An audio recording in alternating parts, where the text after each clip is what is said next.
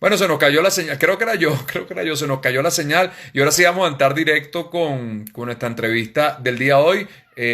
No sé qué pasó, se desconectó el teléfono, a veces la tecnología nos juega esto. Bueno, Shana Tova, con eso cerré la parte anterior, un año bueno y dulce para todos ustedes. Ahora sí empezamos a conectarnos nuevamente para entrar y conversar de la restauración humana. Creo que mi internet le dio ahí un mini cortocircuito.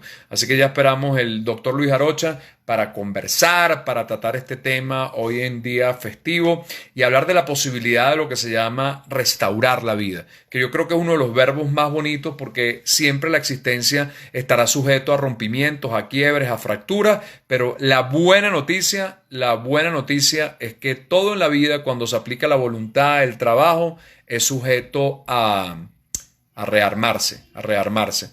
Me dice María Corina de Miami que también hay problemas de internet. Creo que hay mal tiempo aquí también hubo un movimiento. Está lloviendo en las tardes aquí. No sé, el internet, pero acaba de volver. Así que esperamos nuevamente que el doctor Luis Arocha ahí se conectó. Vamos a ver si lo tengo por acá. Y le damos. Creo que fui yo el que me salí del internet. ¿Ok? Veamos. Ahora sí, Luisito. Aquí estamos. ¿Me Ahí escuchas estamos y bien? aquí seguimos. Súbele volumen ahí a la magia tuya ahí para oírte. Déjame ver cómo es que es la cosa aquí. Para oírte. Que hoy la tecnología está medio conspiradora con los dos. ¿Ah? O sea, ahí te oigo, pero te Ajá. oigo bajito. Ah, sí, sí. A ver, ¿Y ahora? yo creo, bueno, te oigo, pero creo que le puedes dar un poquito más de potencia al volumen. ¿No será ahí que estás? Yo creo que son esos audífonos tuyos. ¿No serán los audífonos tuyos que están ahí? No sé dónde le doy el volumen. Será, Ok. será. No sé cómo lo oyen ustedes, pero a ver, hablo ahorita, hablo ahorita, hablo ahorita. Subo mi volumen o... Ahí está, ahí está. Ahora sí te oigo perfecto. Ahí está bien. ¿Sí? Ahora sí te oigo perfecto. Ok. ¿Cómo estás tú, Luis? ¿Cómo te Perfecto. sientes? Bueno, ¿Cómo está esta bien, pandemia? bien, bien. Bien, bien en medio de todo, ¿no? Porque a propósito de los comentarios que estabas haciendo, fíjate que nosotros ahorita estamos trabajando con un concepto donde casamos varias de las ideas que estás proponiendo, ¿no? Lo llamamos felicidad auténtica y extrema, ¿ya? El ¿Qué queremos apellido, pues le pusiste decir? apellido. Claro, claro, exacto. ¿A qué llamamos felicidad auténtica y extrema? A la satisfacción que produce el saberme un ser vulnerable, vivo y con competencias para superar obstáculos, para superar dolores, para ser resiliente, ¿no? Ese es el concepto que no excluye que en la felicidad uno pueda tener dolor, que uno en un momento dado tenga hasta sufrimiento. Que podríamos decir, tú siempre citas esta frase De nuestro Buda. colega argentino, ¿no? Que dice que una cosa es tener el dolor y otra cosa es vivir en él, convertir en una Ah, carga. Bucay, Jorge Bucay, Bucay, Jorge Bucay, Jorge Bucay. Jorge, Jorge Bucay, Exacto. Sí, sí, sí. tu Y colega. entonces es un poco eso, exacto, es un poco que sí, reconocer que el dolor forma parte de nuestra vida y que no tenemos que convertirlo en una carpa de vivienda, sino que más bien aprovecharlo para vivir plenamente, para vivir con la intensidad necesaria de decir, vale el esfuerzo que hago de vivir. Y que Bueno, no así una como se llama nuestro experiencia programa, Vivir innecesaria. vale la pena. Vivir vale la pena a pesar de. Exactamente, exactamente. Mira, Luis, Entonces, restaurar es un verbo maravilloso y además el sistema que nos une, que es el sistema integrado de restauración humana. Restaurar es un verbo extraordinario. Pero tú sabes que me tiene fascinado a mí, que los que venimos de la corriente humanista, gracias a ustedes los científicos, gracias a la neurociencia, gracias a la psiconeuroinmunología, me da una caricia saber que todos esos conceptos humanos, hoy la química, hoy la ciencia, hoy las imágenes, parecieran ser muy vinculantes en relación a que lo que veníamos diciendo no éramos unos chiflados que hablábamos ¿sabes? De un camino de profunda transformación desde el ámbito de la conciencia, del espíritu, sino que hoy la claro, química y la ciencia comprueba que no estábamos en el camino equivocado. exactamente. Fíjate, hoy es el día mundial de la ética médica. ¿Mm? Ah, mira, no sabía. No sabías, ¿no? Y unos No. colegas me mandaron una frase de Favarolo. Pavarolo fue un gran cirujano cardiovascular argentino de renombre internacional y hay una universidad que lleva su nombre, ¿no? Y la frase dice, cuando la ciencia y la conciencia van de la mano, allí está presente la ética médica, ¿no? Qué belleza. Más o menos así es la frase, ¿no? Y me llamó mucho la atención porque es una frase bellísima, porque es esto que tú estás diciendo, que es la ética. La ética es la consideración precisamente del aspecto humano, de que somos humanos, de que no somos robots y somos tampoco animales como el resto de los animales, ¿no? Por supuesto, somos animales con ciertos rasgos distintivos que nos hacen poder hablar de la restauración, por ejemplo, ¿no? Y Sí. ese fenómeno es bien interesante porque sí, yo creo que ya sí es indisoluble y no tiene marcha atrás la unión de la ciencia con el humanismo, que se divorciaron un periodo de tiempo, ¿no? Eh, cuando se fueron alejando demasiado en el sentido de que la ciencia fue cultivando lo extensional, la prueba independiente, objetiva y registrable con procedimientos físicos, ¿no? Y eso de lo que se alejara incluso ocurrió dentro del campo de la medicina, dentro del campo de la misma psicología, por ejemplo.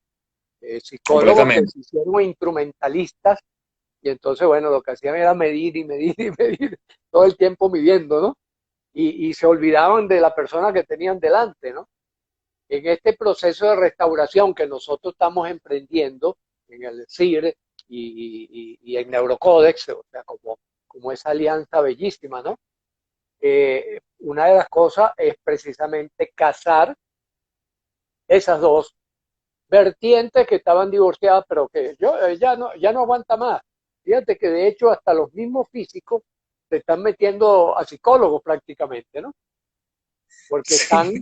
exacto, están poniéndose en contacto y con todo esto, por ejemplo, el modo cuántico, que está de moda, ¿no? Todo estos descubrimientos y maravilloso de que el átomo no era el átomo, sino que hay cosas, que la música de las estrellas está por encima de la materia que nosotros vemos, ¿no?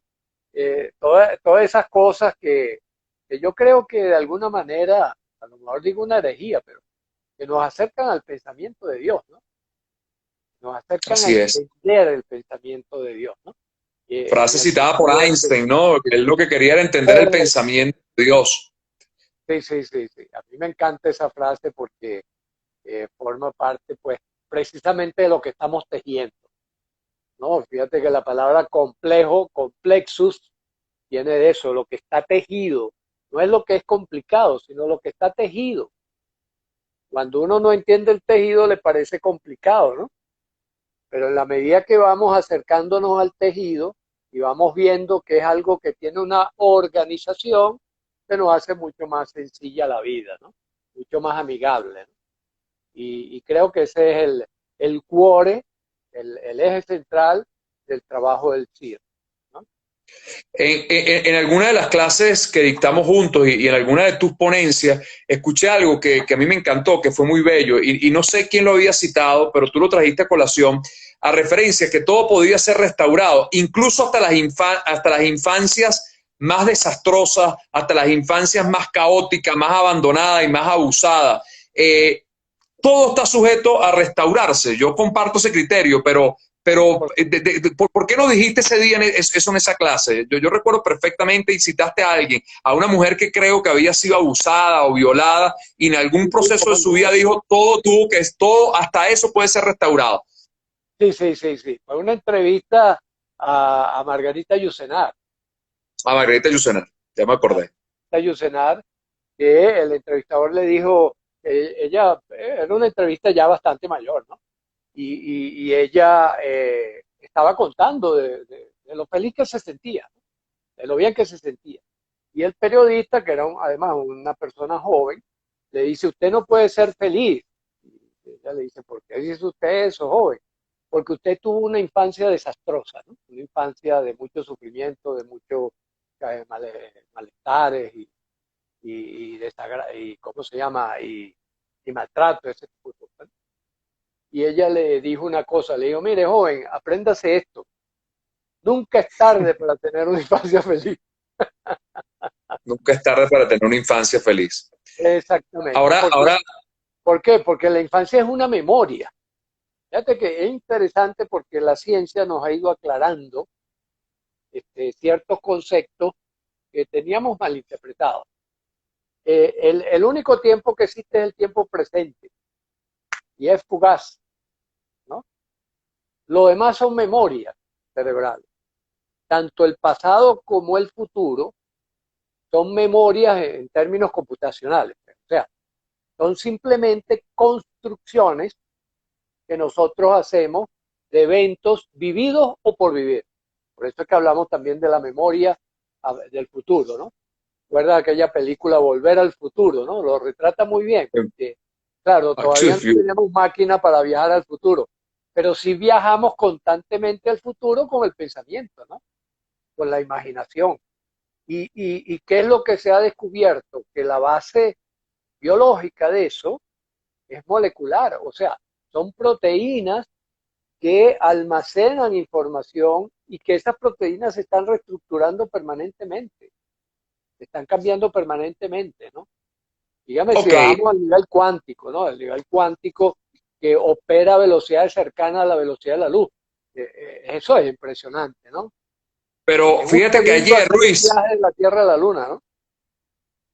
ayer en la formación de psiconeuroinmunología, vi un video, pero realmente no tengo otra manera de calificarlo, sino, no sé, es una estupidez poder ver eso, porque nadie lo puede imaginar, cómo las redes neuronales, o sea, esto visto, o sea, esto no es pintado, pues, o Claro, sea, claro. eso es medido, pues, cuando hay un cambio de comportamiento, o sea, cuando nos atrevemos a romper nuestras creencias, entonces es impactante cómo la red neuronal empieza a buscar otros caminos y abre otras redes neuronales, ¿ok? Casi podríamos decir que haciendo una tala, o sea, cortando la red neuronal anterior para armar otros nuevos caminos que son los que nos permiten en el fondo modificar nuestra conducta, nuestras creencias, nuestro comportamiento.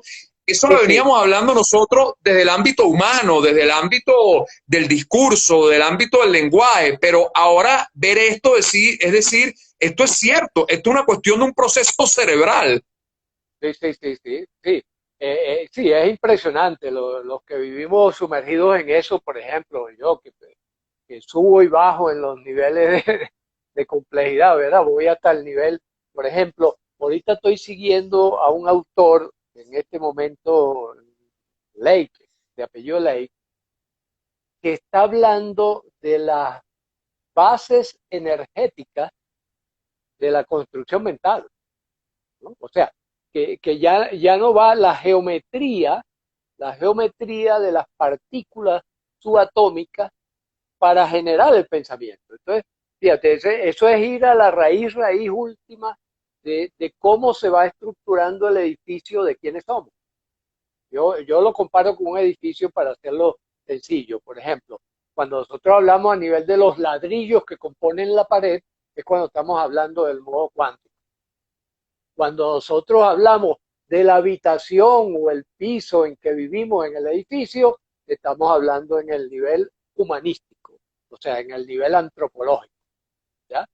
Pero en esencia es lo mismo, o sea, es lo mismo organizado de manera diferente según el estatus en que nos vamos a encontrar. Esa es la manera sencilla como, digamos, como yo he encontrado para explicarle a la gente, porque la gente me dice, pero bueno, pero ¿cómo? ¿Somos seres químicos? Entonces yo le digo, sí, depende de qué nivel me estés hablando. Porque también Uh sí, -huh. somos seres morales, sí, también, ¿ya? Porque además esos ladrillos se modifican en función de las experiencias culturales que vamos teniendo. Lo que tú dices, ¿no? Fíjate que, por ejemplo, hay la famosa ley de Epp, que además es viejísima, data de 1949. Él la resume en una frase en inglés que es muy fácil de entender, ¿no? Neurons fire together, neurons wire together. Es decir, Así es. neuronas que se disparan simultáneamente, neuronas que se van a conectar y entonces lanzan las dendritas y los axones para casarse. Y de esa manera vamos construyendo el fenómeno. Entonces, fíjate qué pasa con la memoria. El olvido, por ejemplo, el olvido es esencial para el funcionamiento cerebral. Si no tuviéramos olvido, nos colgaríamos. El cerebro se colgaría, porque en el fondo es un avión. Una computadora pesada, una computadora Claro, pesada. O sea, claro, claro, se colgaría. Es más, hay algunos ociosos científicos que han calculado, esto puede ser cierto o no, pero que han calculado que si viviésemos 250 años, el cerebro se cuelga como se cuelga la computadora. Es decir, él da para 250 años, no da para más. ¿Ya? Desde el punto de vista de la creación de redes y de la posibilidad del disco duro de almacenaje de información. Entonces, por eso el olvido es un mecanismo que sirve para que tú saques aquello que no es interesante o no es importante. ¿Y qué es lo que sí fija? Ahí es donde juega un papel muy importante las emociones. Las emociones y la repetición, por ejemplo, son dos de los factores más importantes para que nosotros retengamos ciertos recuerdos. Fíjate que nosotros no los recordamos todos. Pero si yo le pregunto a cualquiera de los que nos está viendo y escuchando en este momento, qué ocurrió el día de su cumpleaños de hace 2 años, probablemente me lo diga. Pero si le pregunto de otro día cualquiera, me va a decir, no, no tengo idea. ¿Por qué? Porque el día del cumpleaños es un día afectivamente, jerárquicamente colocado en un nivel superior. Y eso es lo que hace que proceda como memoria, que la mantengamos con nosotros. decía tu colega brillante, además, psiquiatra y neurólogo Joaquín Fuster, Wow. que la memoria, el anclaje de la memoria, de esos recuerdos que nos van a acompañar, están absolutamente vinculados al proceso emocional en que ocurre el acontecimiento. O sea, Claro, claro, lo que tú dices, mi cumpleaños ocurre en un proceso emocional distinto al día anterior de mi cumpleaños. Entonces, claro, hay exacto. un anclaje donde la memoria queda profundamente fija. Ahora, también en la infancia, y quiero un poco tocar este tema, que es una infancia además que tiene bueno, del mismo planteamiento freudiano de la importancia de lo que sucede en esa etapa, pero también hay algo que aparentemente la neurociencia dice, que hay un proceso a los 3 años donde se elaboran cantidad de sinapsis, pero de una manera brutal. O sea, pareciera una de las etapas más grandes donde realmente hay ese movimiento de redes neuronales. Es por eso que la infancia también tiene anclajes importantes para lo que puede ser el recorrido de la vida. Exacto, exacto, porque fíjate qué es lo que pasa. Cuando nosotros nacemos, el cerebro pesa unos 400 gramos aproximadamente. A los 2, 3 años pesa 900 gramos. Es decir, no solo duplica su peso y tamaño, sino que algo más. Y es a partir de esas conexiones, el crecimiento de las conexiones, lo que hace posible.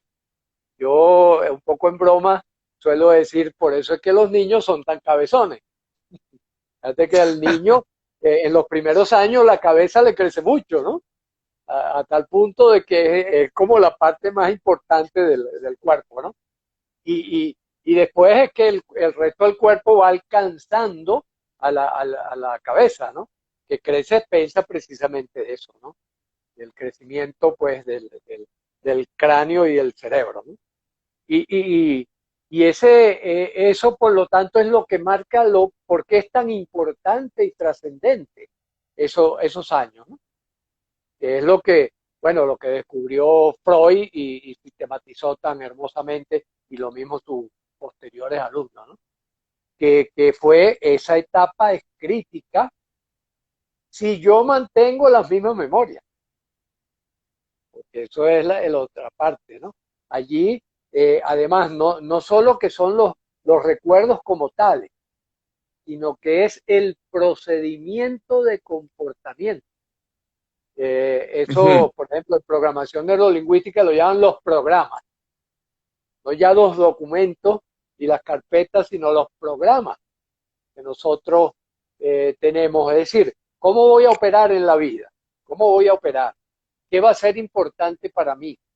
qué es bueno, qué es malo, qué es positivo, qué es negativo. O sea, toda esa absorción de la cultura y un proceso de masticación individual va haciendo, va construyendo lo que llamamos la personalidad.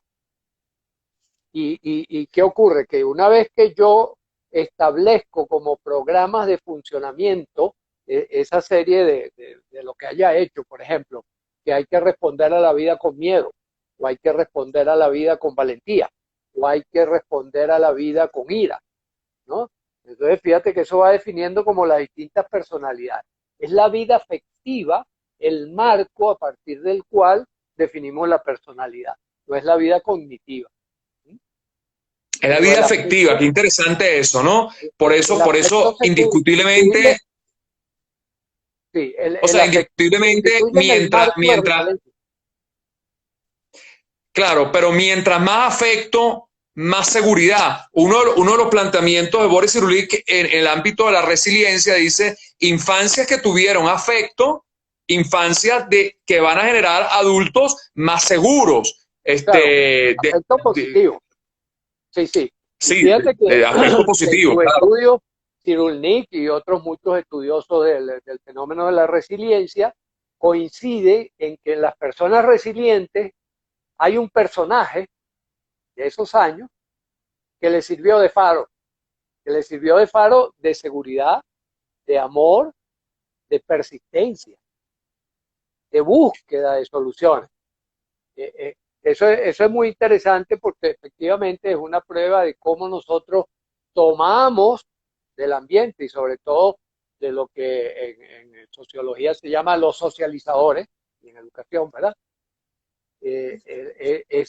Ese papel que jugaron los socializadores y el papel que jugaron biológicamente también los padres, ¿no? La memoria genética. La memoria genética interactuando con esa memoria cultural para determinar entonces que yo diga en un momento dado, yo soy de determinada manera. Ok, Esa que ok. es una pseudo verdad. Ahora, eso es importante, pero en el ámbito de lo que estamos viviendo ahorita, nosotros nos educamos mucho con el concepto de que, bueno, de que las neuronas se morían y ahí te quedabas. Y un poco fue la cultura de que como el loro viejo no aprende a hablar, ¿no? Sí, Este, sí, sí, ¿sabes? Sí, como que teníamos una etapa donde ya ese cerebro, bueno, ya cumplió, de aquí para adelante, mantenimiento y más nada. Ahora, lo importante que estamos revisando ahorita, tanto en el campo del ámbito del análisis, que ha tenido que entrar en grandes reflexiones también, y ya vamos a hablar de eso, y la propia neurociencia y la propia genética y epigenética han derrumbado los paradigmas por completo, porque la claro. posibilidad de generar nuevas redes neuronales es una constante. O sea, siempre hay posibilidad de armar nuevos sistemas. Y si nos vamos del lado humanista, podríamos decir, bueno, siempre podemos ser resilientes, siempre podemos cambiar la vida. ¿Compartes eso? Sí, fíjate, yo desde que fui estudiante, ¿no? Eh, no me comía el cuento. Y te voy a explicar por qué no me comía el cuento. Nos hablaban de la ley del todo nada, que era que o una neurona disparaba y ya disparó, y era un solo tiro. ¿Ya? O dispara o no dispara. Era la ley del todo nada, que regía por allá por los años 60 como una gran ley. Y la otra era la de la muerte celular. Pero dentro de mí había como un cuestionamiento y tenía un argumento, que era, bueno, es que las leyes científicas siempre han cambiado. Entonces yo recuerdo que yo discutía incluso hasta con los profesores y le decía, eso no puede ser porque eso es contra natura. Es decir, eso va en contra, por ejemplo, de la teoría de la evolución de Darwin y de la teoría de la evolución de la geología y de la cosmogonía. Entonces, no puede ir en una ciencia local, no puede ir en contra de principios universales porque no cuadra. Y por eso yo siempre dudé de eso y siempre estuve tras la pista de demostraciones que dijeran lo contrario. En lo que apareció el concepto de neuroplasticidad, por supuesto, yo también empecé pues a decirle a mis alumnos y a mis colegas, mira, pero esto contradice esta ley del todo o nada y contradice esta ley de que la neurona que se muere, neurona que desaparece, ¿no? O sea, función que desaparece. Y bueno, y hoy en día ya está súper demostrado. Incluso fíjate que eso es lo que nos ha permitido, por ejemplo, sacar adelante muchos pacientes diagnosticados con Alzheimer, por ejemplo, o diagnosticados, en este momento nosotros estamos trabajando con un señor que llegó a nuestras manos después de ser desahuciado por psiquiatras en Chile, en Colombia, en Perú, en los Estados Unidos, porque tenía un deterioro cognitivo severo. Y entonces dijeron, no, no, ya esto es irreversible. Incluso al día de hoy, que todo esto se ha demostrado. Y nosotros lo estamos estimulando y este señor viene avanzando a una velocidad impresionante. Entonces, eso te habla de que efectivamente tenemos que seguir adelante, tenemos que restaurar nuestros propios conceptos. Los Así es. mismos Y conceptos que manejamos tenemos que ver algo que decía Peirce, Alexander Peirce, ¿no? Alexander Peirce decía, todo conocimiento científico es parcial y provisorio. así es. Es decir, está expuesto a cambio permanente, está expuesto a nuevos descubrimientos, está expuesto a avances que modifican los conceptos anteriores. Por supuesto, generalmente los incorporan como nueva forma. Entonces, claro, la neurona dispara y ahora sabemos que, no, que dispara minibalas, macrobalas, en No, no ametralladoras, una sola en bala. escopetas. Es decir, lo hace de muchas maneras. Y que cuando hay muerte celular, hay las células madres por una parte y por otra parte, en la medida que se hace la estimulación correcta, y este es un paso muy importante en la restauración, tienes que hacer las medidas correctas para desarrollar los nuevos circuitos. Pero sí, y ya se ha visto, por ejemplo, cómo las células madres pasan a ocupar el lugar de las deficientes cuando tú le estás dando los estímulos correspondientes. Mm, Pongo ok, el bueno, caso pero de, si aplicamos, si nosotros fuéramos una gran célula madre, también aplicaría lo mismo. El ser humano, cuando modifica su ambiente, cuando de alguna manera genera los cambios también necesarios, genera procesos de conducta que además incluso pueden replicarse en el ser humano que está al lado también. Por eso uno dice, uno no cambia a nadie, pero cuando uno cambia, a veces cambia el entorno. Igual pasa en la obligas biología. a que haya algún tipo de cambio, sí, sí. Fíjate que eso, por ejemplo, lo usamos mucho también en las estrategias cuando abordamos familia, abordamos pareja, abordamos situaciones laborales, que es que en la medida que uno introduce cambios, la otra persona se ve obligado a hacer algún cambio. Ahora, no necesariamente siempre va en la dirección de uno mismo. Fíjate que en estos días, en una clase del Colegio Neurocodex, hablamos del poder de la influencia, ¿no? Y mencionábamos el caso de lo que se llama gente difícil, ¿no? Por ejemplo, esas personas que son confrontativas, que agreden, que creen que esa es la manera como la gente puede responder. Y yo les decía que hay un gran autor norteamericano, que también el texto se creó en Caracas, pero sí recuerdo más o menos los mensajes que estaban allí, que decía, por ejemplo, él hablaba de lo que llamaba el tanque Sherman. El tanque Sherman, que fue un tanque en la Primera Guerra Mundial muy La importante, guerra mundial famoso. exacto, famoso, ese que va arrastrando, él va en combate permanente y arrastrando a quien esté por delante. Hay una manera de neutralizarlo que es crearle una paradoja de acción. Fíjate, cuando uno agrede, uno fija la mirada en la mirada del otro, ¿verdad? Y levanta la voz, alza el volumen de la voz, habla más rápido y saca el cuerpo hacia adelante. Entonces, este señor diseñó una estrategia muy inteligente, que era mantener la mirada, es decir, es un mensaje de decir, no te tengo miedo, no le tengo miedo a las acciones que tú estás ejecutando, pero bajar la voz, bajar la velocidad del sonido y el cuerpo mantenerlo relajado. Eso los desarma.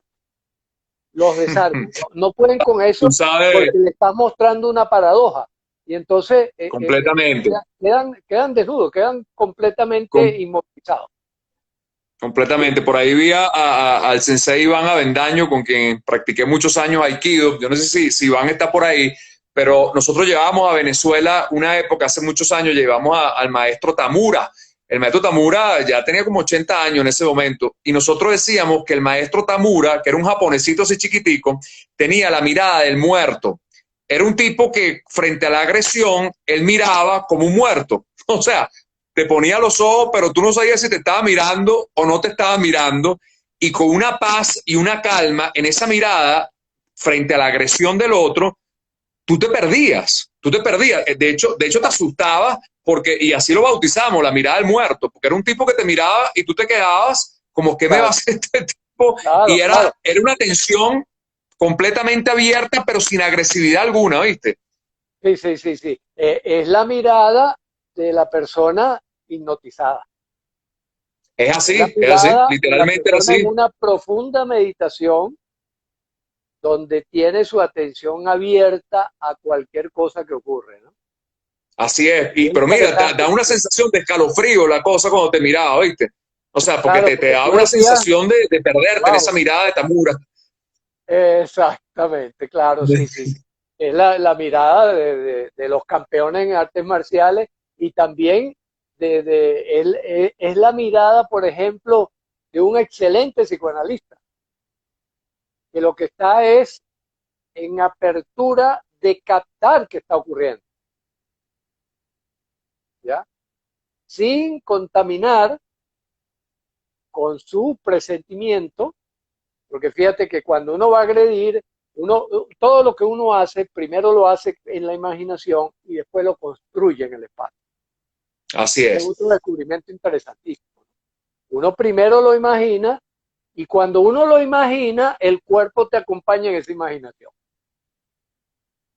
¿Ya? Entonces, por así eso es. es como Oye, que se mira, pero qué adelanta. interesante, perdón que te interrumpa porque es que me estás trayendo cosas.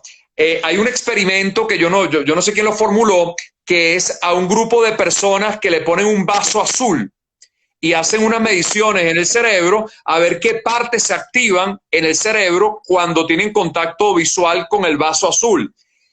Quitan el vaso azul y los vuelven a conectar y les dicen a los mismos participantes que piensen, que se imaginen el vaso azul y se activa todo exactamente. O sea que el cerebro no entiende en el fondo qué es realidad y qué es imaginación.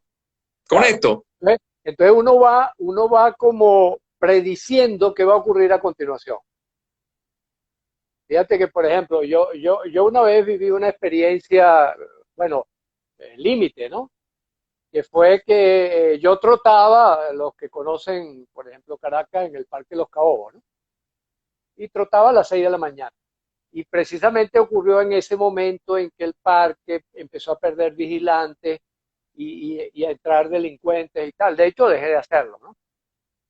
Pero una mañana yo vengo trotando y hay una persona que está de frente, yo veo que tiene un cuchillo y lo tenía envuelto en una toalla.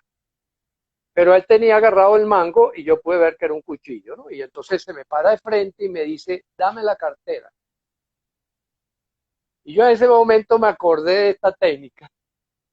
Lo miré a los ojos, fijamente a los ojos, con esa mirada que tú dices, con la mirada de captar el más mínimo movimiento, es decir, una mirada abierta, expectante, sin prefijar nada, y le dije, no la cargo porque salí a trotar, tranquilo y despacio.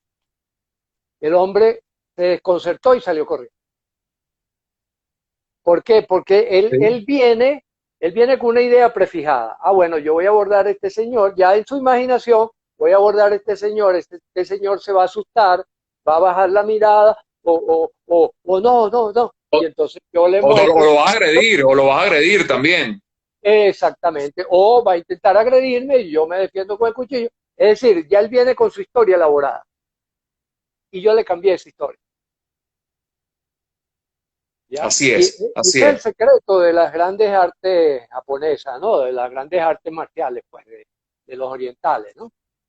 Que es aprender a no prejuiciarse frente al combate, sino ir respondiendo en función de lo que va apareciendo. Claro, desarrollan mucha velocidad y por lo tanto el secreto de la lucha es superar al otro en velocidad. Así es, en timing. Exacto, poder responder en timing al movimiento del otro.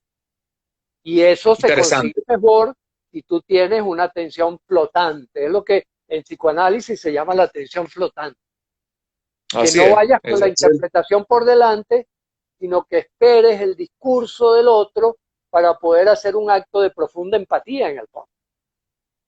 Así es. Ayer escribía escribía la importancia de la pregunta, sobre todo en el análisis, porque una pregunta hecha desde el amor, desde algo mucho más cálido, quizá va a generar en el analista la respuesta donde va a permitir procesar todo eso. O sea, una buena pregunta, bueno, muy basado en el pensamiento de Sócrates, ¿no? En esa preguntadera constante que Exactamente, tenía. exactamente. Pero una pregunta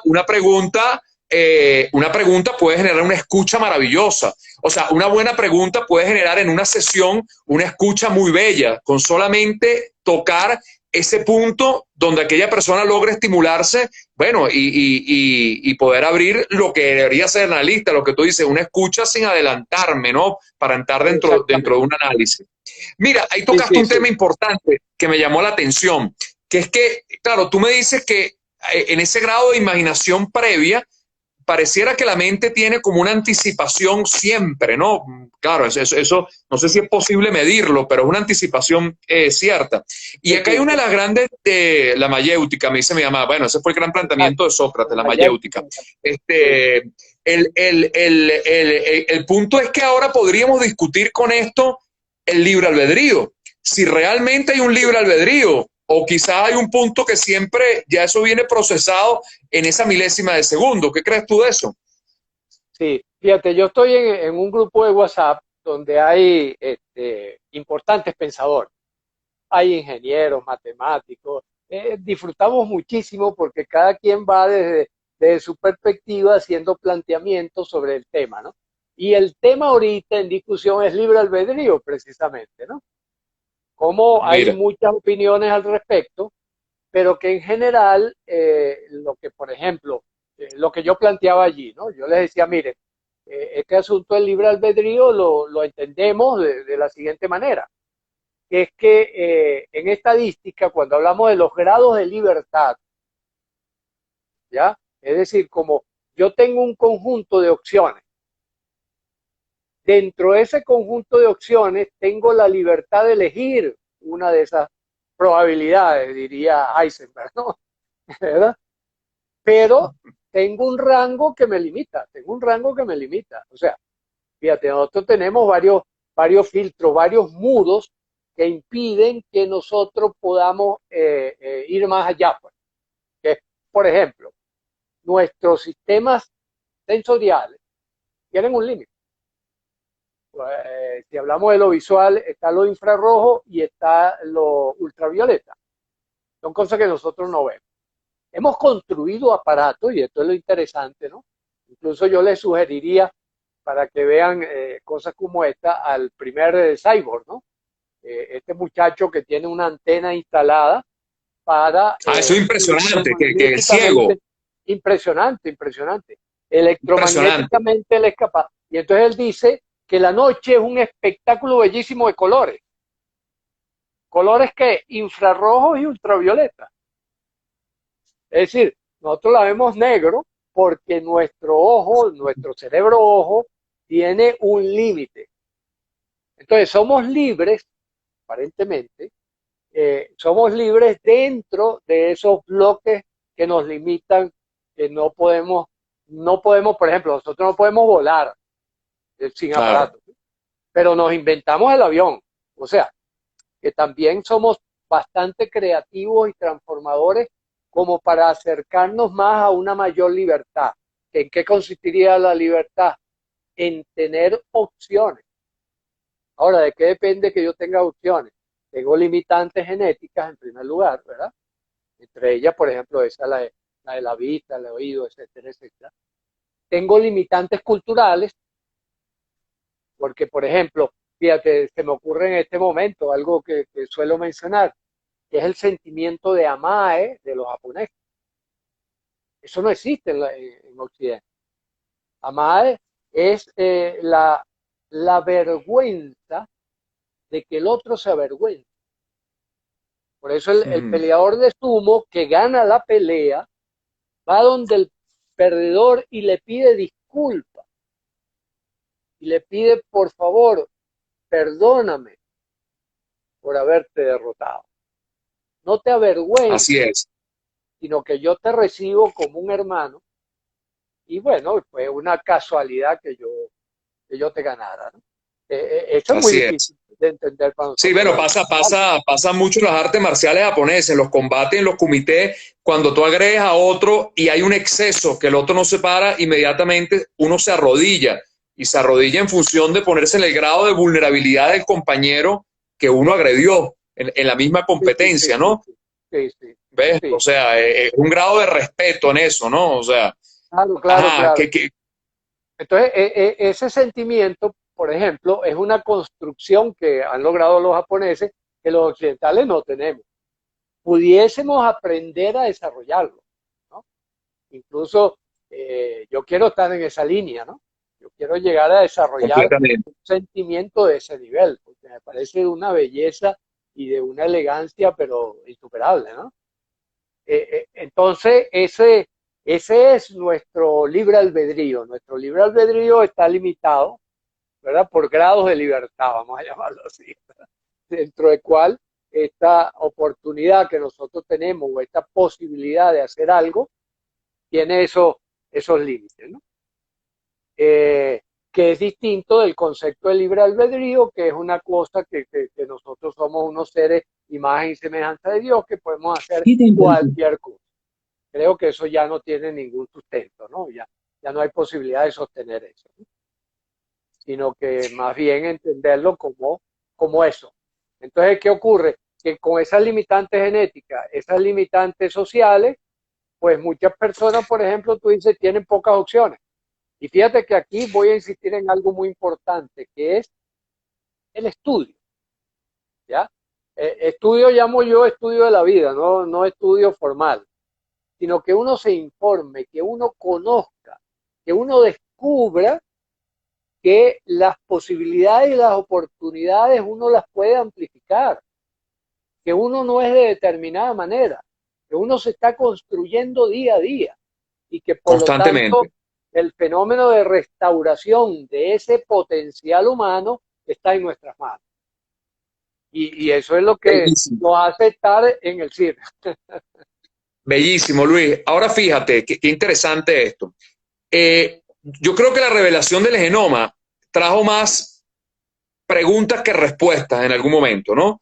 Porque de alguna forma nosotros pensábamos que, bueno, que un ser humano es un ser evolucionado, es un ser que debería haber tenido, bueno, 140.000 genes, o sea, teníamos que haber sido una máquina profundamente más avanzada que los otros mamíferos, pero la sorpresa que nos llevamos es que tenemos un poquito más que las ratas y que a veces, y que somos iguales a otros mamíferos a nivel de cantidad, ¿no? No, Entonces, no ¿qué nos solo hace eso, fíjate, diferente?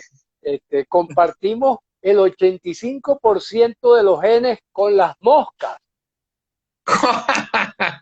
y cerca de un 40% con las plantas. Eh, Bueno, o sea, pero eso te estoy diciendo, y eso no habrá es sido decir, una gran bofetada, no habrá sido una gran humillación para el ser humano descubrir que estamos muy pegaditos a los otros.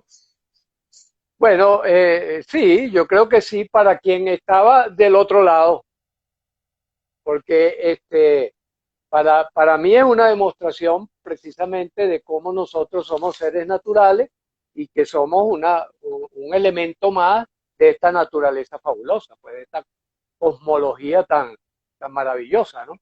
Pero fíjate que uno tiende a cerrarse, muchas veces uno tiende a cerrarse y Por ejemplo, el concepto de cielo. No, es interesante la ingenuidad por la que, por ejemplo, los antiguos hablaban del cielo. Aristóteles, este gran pensador genial, ¿no? Que nos sentó bases importantes del conocimiento, decía que era una tela de fondo donde había puntos brillantes. Es decir, es muy fácil imaginar que el cielo es una tela, ¿no? O una cúpula. ¿Eh? Pero fíjate lo que nos ha brindado el conocimiento, ¿no? Que bueno, no Pero, sabemos dónde está el fin de todo esto. Por ejemplo, esta información reciente de que hay indicios de que en Venus hay elementos de vida básica, bacterias, hongos, este tipo de cosas, ¿no? Y ya de hace años, por ejemplo, se viene rastreando algunos meteoritos que tenían aminoácidos en su composición, en el polvo que arrastran, ¿no? Aminoácidos. Y los aminoácidos son la base de la vida. de la vida, de la vida. Ok, ¿y qué De la nos hace vida, diferente de la vida entonces, como Luis? nosotros la Qué nos hace conocemos, además. diferente? ¿Qué ¿Ah? nos hace diferente? ¿Qué nos hace diferente a la mosca? O sea, si tenemos el mismo número de genes o parecido, ¿qué nos hace? El poder de que el ser humano es el único que puede crear ese espacio imaginario o de la imaginación y creérselo y asegurar que ese espacio de la imaginación es real. ¿Eso es lo que nos diferencia? ¿O qué nos diferencia? Porque somos más evolucionados, pues. Claro, claro, sí. Más evolucionado en el sentido de la capacidad de repente de raciocinio, de proyección, lo que hoy en día se conoce como funciones ejecutivas, ¿no? Las funciones ejecutivas, que son típicas del ser humano, ¿verdad? Por ejemplo, los perros, los monos no tienen desarrollado el concepto de planificación estratégica dentro de un marco de posibilidades futuras, por ejemplo, ¿no? No, no proyectan el tiempo como nosotros lo proyectamos, o por lo menos creemos, ¿no? De repente nos terminan dando sorpresas, ¿no? Mm, Estamos en el siglo de las sorpresas. mm. Así que hay que tener mucho cuidado, ¿no? Y no sabemos si la misma mosca, por ejemplo, planifica quedarse pegada al vidrio para que uno facilite el escachaparla, ¿no? En fin, Nadie sabe. todo eso, como la pregunta que se hacía Borges, ¿no? ¿Cuál será el papel, cuál será la misión del polvo que se acumula detrás de los libros en los estantes? Fíjate qué tipo de pregunta, ¿no? O la inutilidad del Increíble. cuchillo que tenía en el escritorio, ¿no? Decía, pero como un puñal, tenía un puñal que alguien le regaló, ¿no? Y lo metió en el escritorio, ¿no? Y ahí se quedó. Y un día empezó a reflexionar, oye, pero ¿cómo puede ser que en la planificación de la vida este cuchillo sea tan inútil, ¿no? Así es. Está Así hecho es. para apuñalear, está hecho para que lo tenga un gaucho, ¿no? De estos que peleaban en el... Entonces, esas reflexiones son interesantes, son complejas, pero son reflexiones interesantes acerca del papel de nosotros en la vida, ¿no? Y que fíjate que nosotros nos asignamos un papel, y un papel divino, ¿no? O Pero sea, ese papel es exactamente el que nos hace diferente, porque el papel del perro en toda parte, el perro es perro, o sea, el gato es gato. Los procesos intuitivos de las razas son absolutamente iguales en todas las razas, pero en el ser humano no varía eso, no hay sí, cambio de sí, todo eso. sí. O sea, no tenemos Eso, ese papel individual. sí, nosotros en Neurocodes hemos llegado a una conclusión. Decimos que nosotros somos seres de transformación, no solo de adaptación. O Mm. sea, la característica nuestra, el diseño nuestro, es un diseño de seres transformadores. Y fíjate que es interesante porque la posibilidad de transformación viene de la confluencia de cuatro factores, no de uno solo. En primer lugar, la aparición del prefrontal como una zona de procesamiento de todas estas funciones ejecutivas. Que es nuestra, que es Típicamente nuestra. prefrontal. Sí. Pacientes que han tenido el caso famoso de Damasio, aquello de que escribió en El error de Descartes, ¿no? ¿Por qué lo llamó el error de Descartes? Porque Descartes creía que la mente era una cosa independiente del cerebro. Y con el famoso paciente Phineas Cage se demuestra, era un señor que era muy correcto, muy recto, un capataz excelente, responsable, y un día se le dispara, porque él trabajaba en minas y tenía que meter los explosivos con una vara de hierro, meterla y después prender la mecha. Pero resulta que al golpear la piedra con la barra de hierro, Zona. dio una chispa y la barra salió, le entró por aquí y le salió por acá. ¡Uf! Y curiosamente, Damasio reprodujo, porque el cráneo de ese señor se conservó, reprodujo en una investigación con materiales de estos plásticos y tal, reprodujo el cerebro y cuál fue la lesión que el tipo tuvo. Porque pasó a tanta velocidad que el tipo quedó vivo. ¿Sí? Pero con una hueca de este tamaño, ¿no? Entonces, este personaje resulta que la barra de hierro le cortó la comunicación entre el prefrontal y el sistema límbico, pero como una cirugía. El hombre cae al piso, tiene convulsiones y se para a los 10 minutos y dice, ¿qué me pasó? Y todo el mundo se queda sorprendido. Entonces lo llevan al médico y este médico tiene la delicadeza de hacer dos cosas importantísimas para el desarrollo de las neurociencias. La primera cosa que hace es llevar un registro diario del comportamiento de este señor. Y la segunda cosa que hace es que cuando muere conserva el cráneo. Y entonces con el cráneo en la mano, los Damasio pudieron reproducir de qué trató la lesión. O sea, fue una cirugía que cortó esa comunicación entre prefrontal y sistema límbico, que es el sistema que controla las emociones. Entonces, ¿qué ocurre? Que este señor, de ser un señor muy reconocido, muy respetable, puntual, trabajador, honesto, Se convirtió en pasó un a ser malandro. Un el terror malandro. del pueblo, el El terror del malandro, sí. pueblo. Sí, sí, corría, insultaba a las mujeres, les agarraba las nalgas, es decir, se convirtió, no pudo trabajar más nunca.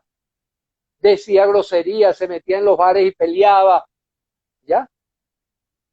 Entonces fíjate que esa misma cosa se ha reproducido por enfermedades y por cirugías también. Se ha reproducido ese tipo de fenómenos, Ahora, todos presentan lo mismo. Es decir, pierde pero me el obliga a hacerte sentido una humano. pregunta con esto. O sea, Ajá. me obliga a hacerte una pregunta. Entonces, y creo que lo citamos en alguna de tus conferencias, ¿será que la humillación que le tocará al ser humano es descubrir que todo es esa masa de grasa y cables que es el cerebro? Porque si al final yo logro cambiar estructuras químicas, redes neuronales, o como tú dices, viene algún impacto y este señor ya no es el otro señor, entonces podríamos especular que dónde está el psiquismo. O sea, si todo está manejado por esta computadora que es el cerebro, ¿podríamos llegar a eso? Eh, Exagerando, sí, porque claro, es volver a hablar. ¿Estamos hablando de los ladrillos o estamos hablando de que yo De vivo en niveles, está espacio-tiempo? hablando de niveles. De niveles, exacto. Sí.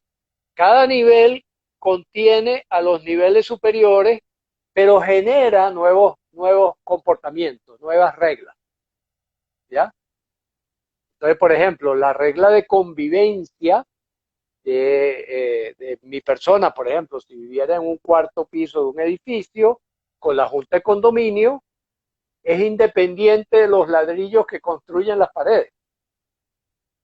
Pero es esencial que esté en las paredes para que yo pueda armar un condominio. ¿Ya? Entonces, eso es lo que ocurre en realidad. No es que dejamos de ser humanos. No, no, no dejamos de ser humanos. Claro, por supuesto, a mí me aterroriza algo. Yo digo, bueno, menos mal que a mí, bueno, ¿qué me quedarán? 30 años, ojalá, este, Amén. de pasantía, de pasantía por este planeta. Ah, bueno, pero me aterroriza la posibilidad de que llegue ese momento en el cual, por ejemplo, cosas que ya están empezando a hacer, incluso ciertas redes sociales, me callo por si acaso, ¿verdad? De controlar nuestros comportamientos a través de una serie de acciones, incluyendo el chip. Y como alertaba un médico recientemente, bueno, muy bueno, un inglés, y yo no lo conocía, pero parece que él escribió un libro hace años donde hablaba de esas cosas. que hoy en día te pueden colocar un chip a través, por ejemplo, de una inyección, ¿no? A propósito de la vacuna y tal, la teoría conspirativa y tal.